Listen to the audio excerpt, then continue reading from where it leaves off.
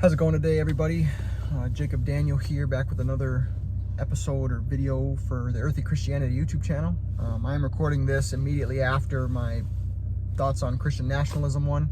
This is kind of still the same stream of consciousness thoughts, but I did want to, because I mentioned in the last video, or the video that really follows up these same thoughts about the new. The title of this video is going to be called "The New Reconstructionists," and I kind of say this in ignorance and naivety, right? So there's obviously people who know this a lot more deeper and have looked into this, but I'm not entirely versed with the Christian Reconstructionists in the 70s and the 80s.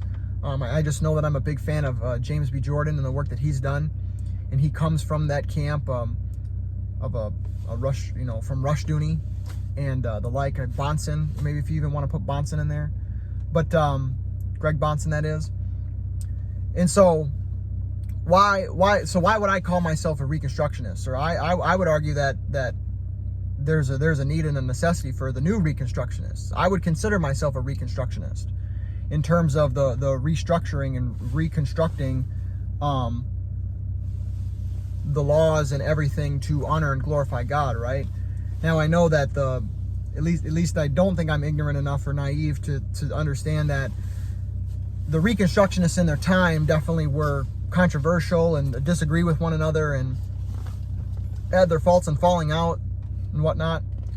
So why would I be one to push that? Why would I say that I'm a new Reconstructionist, or I would want to push the new Christian Reconstructionism, right?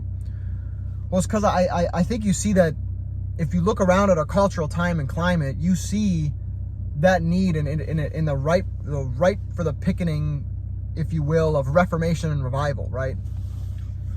And I guess my Reconstructionism, how I would classify myself in that realm or use that label, is also very reformational too. Because I look around at the stuff in the church and being a part of a church and desiring to see my favorite reformational quote is Ecclesia Reformata Semper Reformanda, the church reformed, always reforming. Because we could always ditch, or we'll ditch every generation. This generation now is wonky with its individualism, and you start to see this craving for tradition and liturgy and robustness and deepness and just that traditionalism return, right? Well, they get that, they'll just ditch out, and then we have to go back. But the alternative can't be back to individualism, right? We can't. You will always have to preach against the sins of our generation, no matter what they are. And the sins of my generation are just rampant pagan individualism that is just devoid of anything, right? And this is, and how does this go into the new Reconstructionists, or being a new trying to raise up a new generation of Christian Reconstructionists? Well, because the state and the legislators have become the gods of the people, right? And this especially comes about with, the slaughter of the preborn, right? Like, that's an enshrinement of your individuality, and that needs to be taken down. And so you have to come about with God's law in this aspect to legislate that, thought out biblically, thought out graciously, thought within the whole scope of the covenant, with the whole scope of the revealed will of God in the scriptures, under the new covenant, under those auspices and ordinances and things that have happened, of realities that have taken place, of the true historicity of what has happened, right? So we have to return to that. We have to come back to that. We have to admit that we need something, a standard above ourselves, a standard higher than ourselves, not we ourselves making the laws and the legislations, right? Because these things become our gods, right?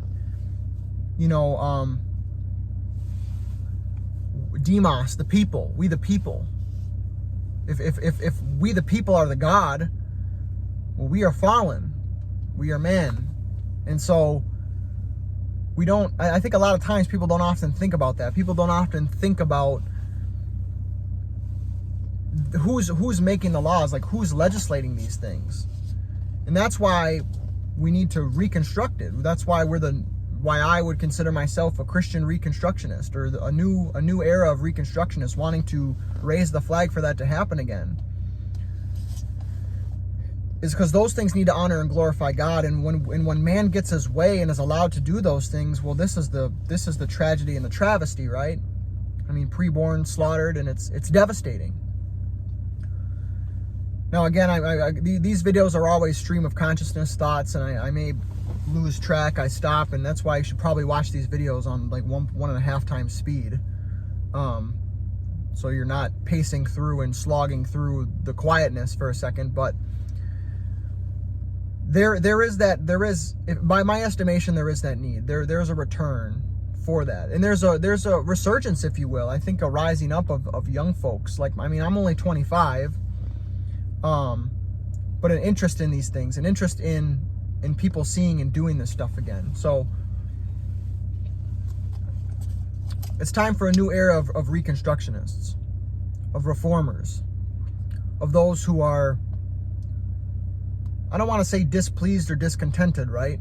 But they see and they pray, and there's a fervency and there's a zeal, but there's a level-headedness of the nature of the sovereignty of God and these things being allowed, and just working and laboring, going in the public square, standing fast, believing the scriptures, believing the Bible, unwavering.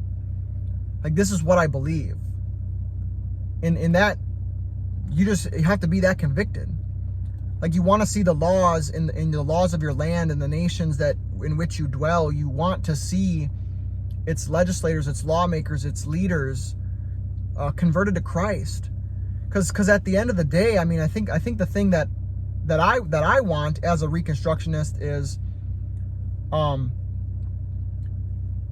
maybe careful as I make this next statement, but like the graciousness of the law, right?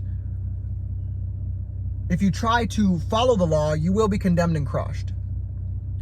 But the law provides this level of graciousness, not in and of itself, right? Like, maybe what I mean by that is I feel like I've heard Jim Jordan say this in some regards, that the law's design was not all in all, like, it has a gracious outlook.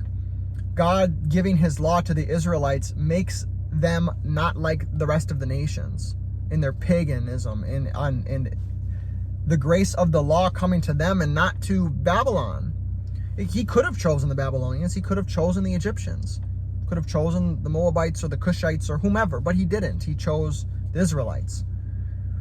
And so there's a grace that comes there, and I want that grace of the law, if you will, to restrain evildoers. That's a grace that evildoers are restrained. They're punished.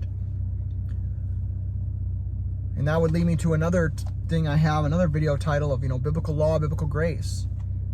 Right, but the new Reconstructionists come in, and we sort of have those talks and those conversations. We want to see our nation's leaders converted. I want to see them in heaven. There's no umbrage or guile of me that says that I want Joe Biden or Kamala Harris to be in hell, or any of the wicked lawmakers. I want their souls to be saved and converted. Now, God may raise them up to damn them. That's not for me to. It's faithfulness that they may be converted, giving them the gospel, standing on conviction, so on and so forth. So, as a new Reconstructionist, I want to see those laws honor God, and us thinking through the public square as Christians there, and reconstructing those things and building in the midst of the ruins. Well, thanks for listening. I hope it was helpful. If you comment, disagree, whatever, share it. I don't really care. Just great to have you listening. Anyways, grace and peace to the saints. God bless to the rest, and take care. Have a nice day.